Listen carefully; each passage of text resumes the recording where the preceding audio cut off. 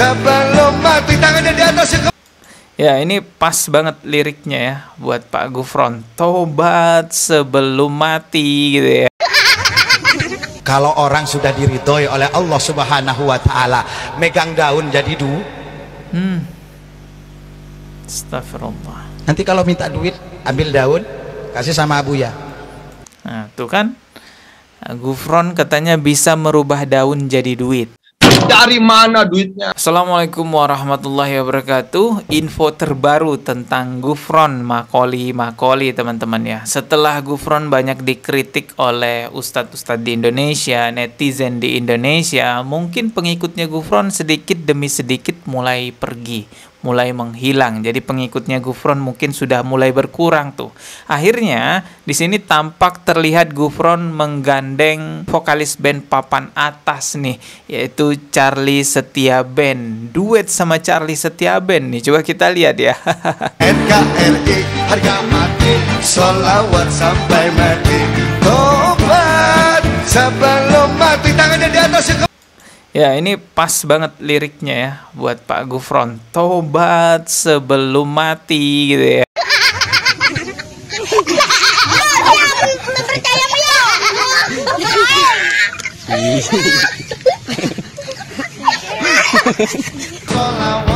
Bagus. Wong Gusti Allah. Nih, banyak ya pengikutnya, masih banyak ternyata. Sholawat. Wong Abah. Orang seperti ini dijadikan ulama. Astagfirullah, ulama akhir zaman. Wah, dicium cuy, tangannya dicium sama Charly Setiaband. Sholawat NKRI, terima kasih Abah. Dipanggil Abah Gufron ya sama Charly Setiaband. Coba kita lihat komen-komennya nih. Bang Charly langsung di depan orangnya, tobat sebelum mati. Iya. Aku orang Cirebon jadi malu Charly mau datang diundang Gufron. Ya, kita gak tahu sebenarnya ya Charly ini datang ke sini dalam rangka apa. Apakah Charly mau berguru atau belajar bahasa Suryani, bahasa semut? Atau kehadiran Charly di sini sebenarnya hanya memenuhi undangan pekerjaan ya sebagai penyanyi? Ya, kita nggak tahu juga. Atau Charly datang ke sini mau mengendorse Gufron? Ya, bisa jadi kan Charly datang ke sini mau mengendorse Gufron. Ya, kemungkinan seperti itu juga. Tapi ini cukup berbahaya sebenarnya ya, dengan adanya Charly ke situ, ini bisa menjadikan fans-fansnya Charly untuk ikut-ikutan nih membenarkan ajaran-ajarannya Gufron. Kita semua tahu lah ya, Charly itu banyak banget fansnya. Jangankan di Indonesia, bahkan di Malaysia pun juga banyak fansnya Charly. Ya bisa jadi fansnya Charly nanti itu ikut membenarkan ajaran-ajarannya Gufron dengan hadirnya Charly ke sana. Entah kenapa memang di zaman sekarang penyimpangan agama itu dahsyat banget penyebarannya ya, melalui semua jalur. Ada penyimpangan agama yang disebarkan dari jalur ormas gitu teman-teman, ada penyimpangan agama yang disebarkan dari jalur hiburan-hiburan yang disenangi anak-anak muda. Intinya di video ini saya mengingatkan kepada teman-teman untuk berhati-hati, jangan terpengaruh teman-teman. Kita lanjut nih reaksi videonya Gufron. Ini juga cukup membagongkan. Dia mengaku bisa merubah daun menjadi duit. Ya, ini pengikutnya yang ngomong. Ternyata guru kita ini mendapatkan perintah langsung dari Allah. Dapat perintah langsung dari Allah tanpa perantara tuh, langsung dari Allah katanya. Dusta yang sangat besar sekali atas nama Allah. Astagfirullahalazim.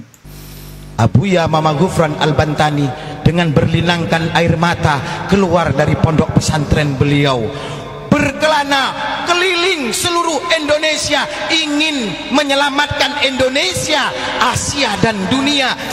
Ya, Gufron justru bukan menyelamatkan Indonesia, tapi membuat anak-anak bangsa Indonesia menjadi tersesat jadinya. Satu saat perjalanan beliau terhenti karena nggak ada bensinnya. Terhenti satu hari, tidak ada bensin. Kalau orang sudah diridhoi oleh Allah Subhanahu wa taala, megang daun jadi Astagfirullah. Nanti kalau minta duit, ambil daun, kasih sama Abuya. Nah, tuh kan Gufron katanya bisa merubah daun jadi duit. Dari mana duitnya? Ya, pernah suatu saat katanya motornya itu kehabisan bensin ya. Lalu dia merubah daun jadi duit. Astagfirullah, ini dusta ya, dusta yang sangat besar sekali mengatasnamakan Allah. Ketika beliau berguru di usia 12 tahun, beliau dikubur hidup-hidup 40 hari 40 malam. Dikubur hidup-hidup 40 hari 40 malam tuh. Dikubur, Bu. Ternyata di alam kubur beliau diilhami oleh Allah bahwasanya pertanyaan mungkar nakir itu bukan dengan bahasa Arab.